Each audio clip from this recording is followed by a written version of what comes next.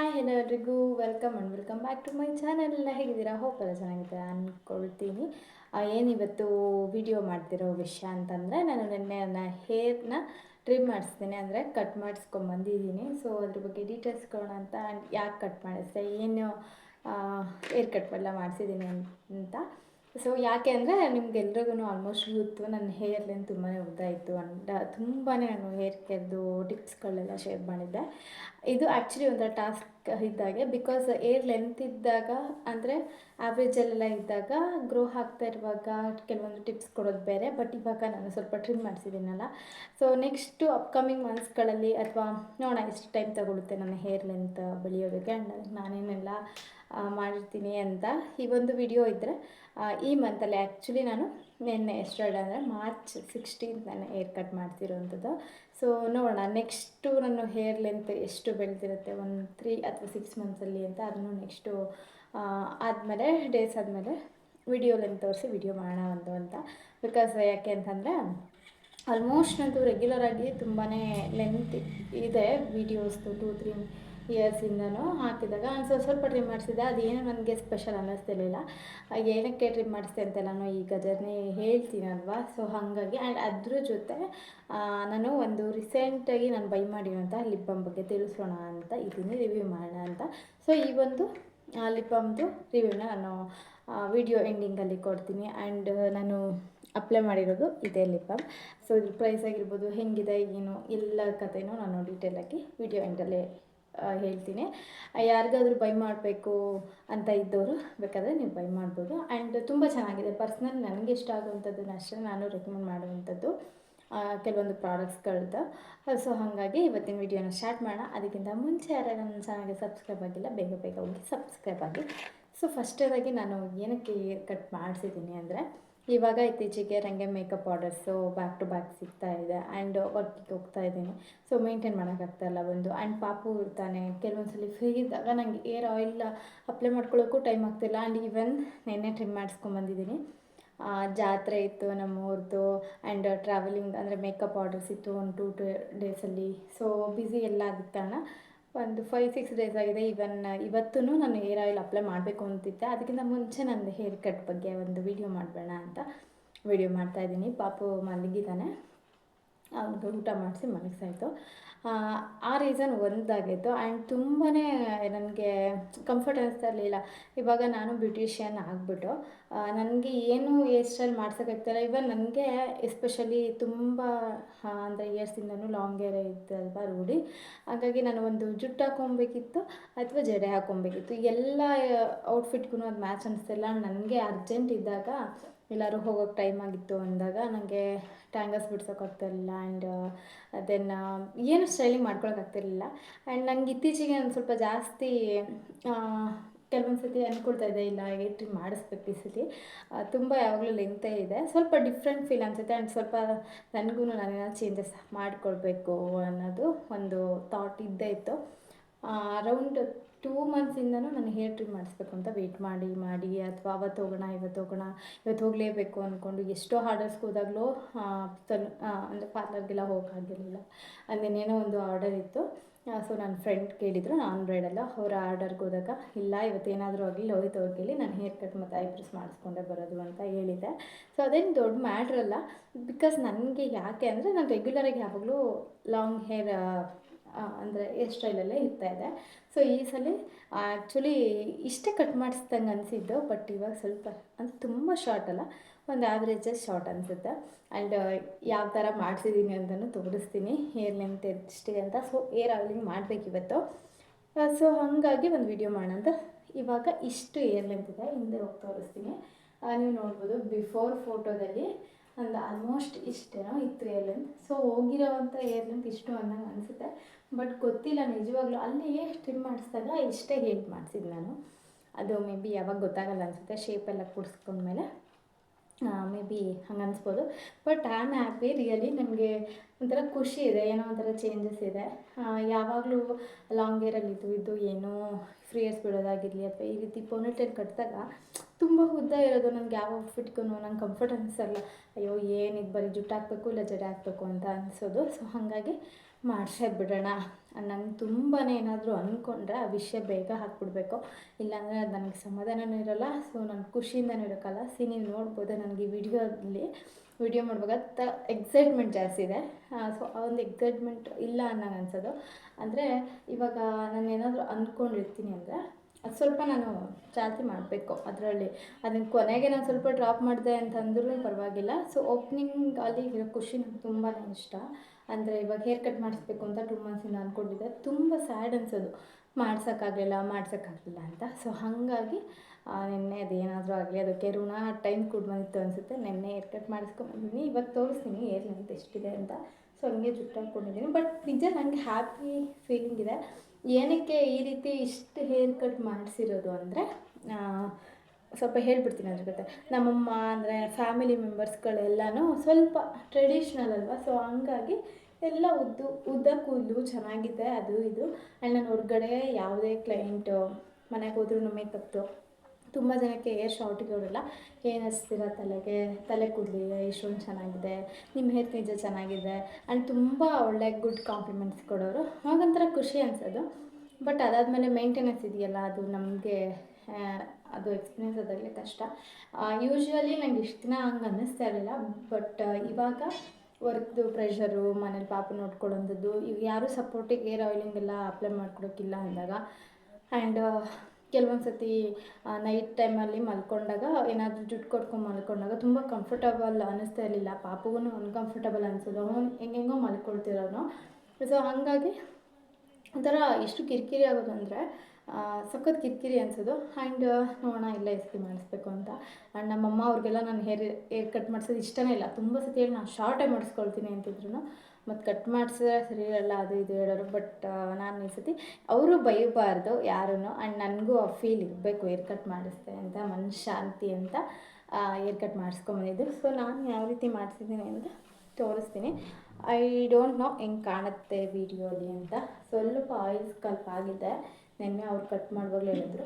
Because ನಾನು ಮೊನ್ನೆ air wash ಮಾಡಿದ್ದೆ, ನಿನ್ನೆ ಹಾಗೆ ಹೋಗಿದ್ದೆ ಪೋನಿಟೇಲ್ ಹಾಕ್ಕೊಂಡ್ಬಿಟ್ಟು. ಸೊ ಯಾವ ರೀತಿ ಮಾಡಿಸಿದ್ದೀನಿ ಅಂದರೆ, ಎಷ್ಟೋ ಜನ ನಾನು ಬೇಬಿ ಕಟ್ ಹೇರ್ ಶಾರ್ಟ್ ಮಾಡಿಸ್ಬಿಟ್ಟಿದ್ದೀನಿ ಅಂದ್ಕೊಂಡ್ಬಿಟ್ಟಿದ್ದಾರೆ. ಅದು ಹೇಳ್ತೀನಿ ಹೆಂಗಾಯಿತು ಕಥೆ ಅಂತ. ಆ್ಯಕ್ಚುಲಿ ನಾನು ಫ್ರಂಟಲ್ಲಿ ಈ ರೀತಿ ಒಂದು ನಿಮಿಷ ತೋರಿಸ್ತೀನಿ.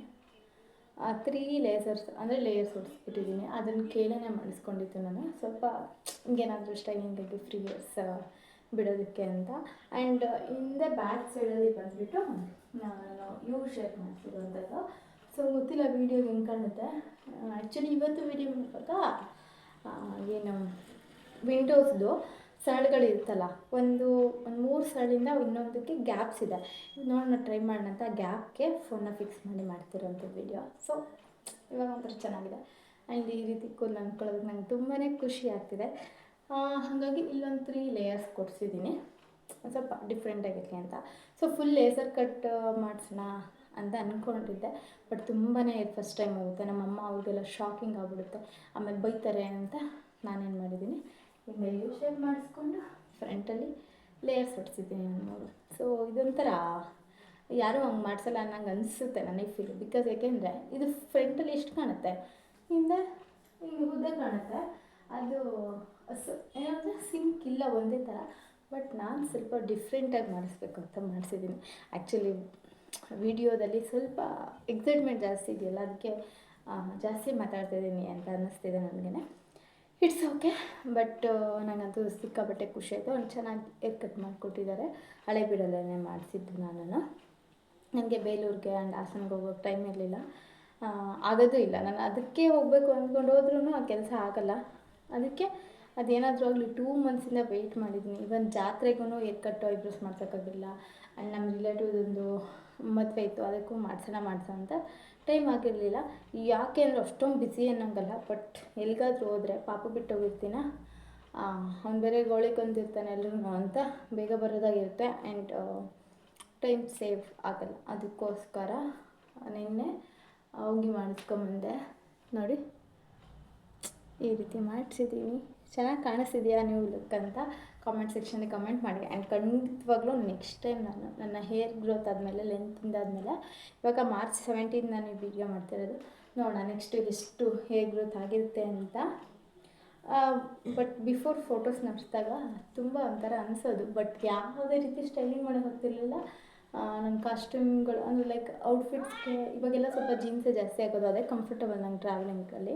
ಸೊ ಹಂಗಾಗಿ ನೆಕ್ಸ್ಟ್ ಟೈಮ್ ಏನು ಅಂದ್ಕೊಂಡಿದ್ದೀನಿ ಅಂದರೆ ಫುಲ್ ಏರ್ ಲೆಂತ್ ಬೆಳೆಸ್ಬಿಟ್ಟು ಲಾಸ್ಟ್ ಟೈಮ್ ಥರ ಲೇಯರ್ಸ್ ಓಡಿಸೋಣ ಫುಲ್ ಮೇಲೆ, ಇಲ್ಲಿಂದ ಫುಲ್ ಏರ್ ಲೆಂತ್ ಎಷ್ಟಿರುತ್ತೆ ಅಷ್ಟು ಅಂತ. ಸದ್ಯಕ್ಕೆ ಇವಾಗ ಯಾರ ಹತ್ರನೂ ವಹಿಸ್ಕೊಳ್ಬಾರ್ದಲ್ಲ.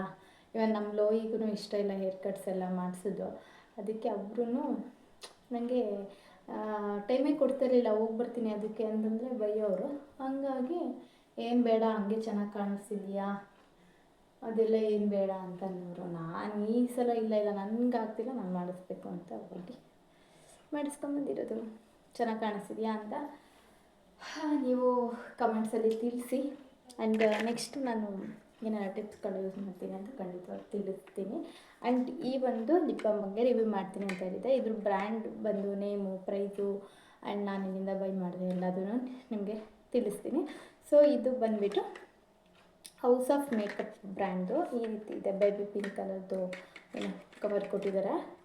ಆ್ಯಂಡ್ ಇದು ಬಂದುಬಿಟ್ಟು ಪ್ರೈಸು 349 ರುಪೀಸ್. ನಿಮಗೆ ರೀಸೆಂಟಾಗಿ ನೀವು ಆನ್ಲೈನ್ಗಳಲ್ಲೆಲ್ಲ ಶಾಪಿಂಗ್ ಮಾಡಿದ್ರೆ ಕೆಲವೊಂದಷ್ಟು ಆಫರ್ಸ್ ಇರುತ್ತೆ.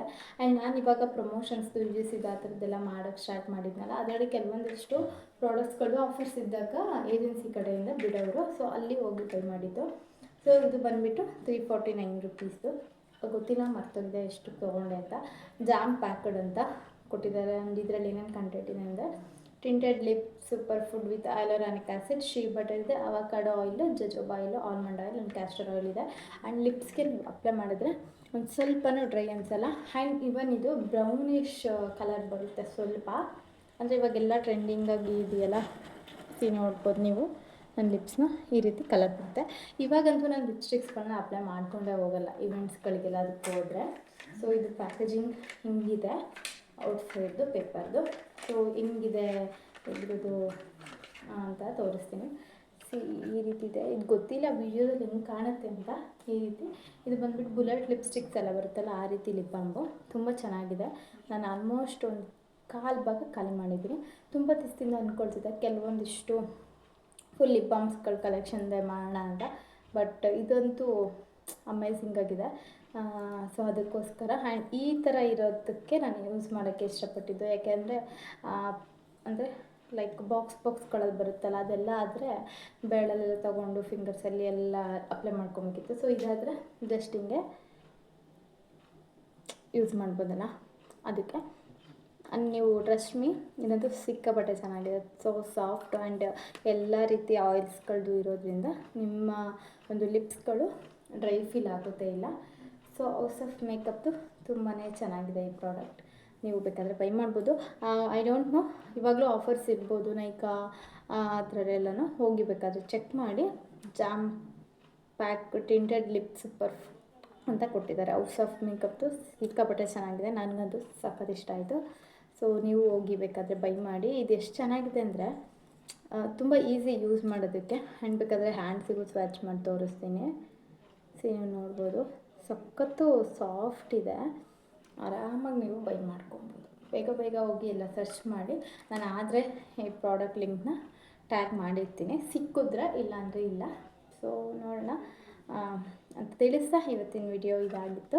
ಹೋಪ್ ನಿಮ್ಗೆ ಇಷ್ಟ ಆಯಿತು ಅಂದ್ಕೊಳ್ತೀನಿ. ಏನಾದರೂ ಜಾಸ್ತಿ ಮಾತಾಡಿದರೆ ಸಾರಿ, ಅಡ್ಜಸ್ಟ್ ಮಾಡ್ಕೊಳ್ಳಿ ಅಂತ ಹೇಳ್ತಾ ಮತ್ತೊಂದು ವೀಡಿಯೋಸಲ್ಲಿ ಸಿಗ್ತೀನಿ. ಅಲ್ಲಿ ತನಕ lots of love, take care, bye. And ಅದಕ್ಕಿಂತ ಮುಂಚೆ ಯಾರೆಲ್ಲ ಸಬ್ಸ್ಕ್ರೈಬ್ ಆಗಿಲ್ಲ ನನ್ನ ಚಾನಲ್ಗೆ, ಬೇಗ ಹೋಗಿ ಸಬ್ಸ್ಕ್ರೈಬ್ ಮಾಡಿ. ಆ್ಯಂಡ್ ಈ ವಿಡಿಯೋ ಇಷ್ಟ ಆದರೆ ಪ್ಲೀಸ್ ಒಂದು ಲೈಕ್ ಮಾಡಿ, ಶೇರ್ ಮಾಡಿ, ಕಮೆಂಟ್ ಮಾಡಿ. ಆ್ಯಂಡ್ ನನ್ನ ಒಂದು ಈ ನ್ಯೂ ಲುಕ್ ಹೇಗೆ ಅನ್ನಿಸ್ತಿದೆ ಅಂತ ಕಮೆಂಟ್ ಸೆಕ್ಷನಲ್ಲಿ ಕಮೆಂಟ್ ತಿಳಿಸಿ. ಏನಕ್ಕೆ ಇವಾಗ ವೀಡಿಯೋಸ್ದು ಪ್ರಾಬ್ಲಮ್ ಆಗ್ತಿದೆ ಅಪ್ಲೋಡ್ ಮಾಡೋಕ್ಕೆ ಅಂದರೆ, ಇವಾಗ ರೀಸೆಂಟಾಗಿ ವೈಫೈ ಖಾಲಿಯಾಗಿದೆ ಮನೆಯದು. ಸೊ ರೀಚಾರ್ಜ್ ಮಾಡ್ಕೊಂಡಿಲ್ಲ, ಹಾಗಾಗಿ ಸ್ವಲ್ಪ ಡಿಲೇ ಆಗ್ತಾಯಿದೆ ವೀಡಿಯೋಸ್ ಮಾಡೋದು. ಅದನ್ನು ರೀಸನ್ ಹೌದು, ಡಾಟಾ ಇಲ್ಲ ಜಾಸ್ತಿ ಇದು ಅಂತ. ಆ್ಯಂಡ್ ಪಾಪು ತುಂಬ ಫೋನ್ ಇಟ್ಕೊಳ್ತಾನೆ ಇವಾಗ ಯೂಟ್ಯೂಬ್ ಶಾರ್ಟ್ಸ್ ಎಲ್ಲ ನೋಡೋದು ಕೆಲವೊಂದು.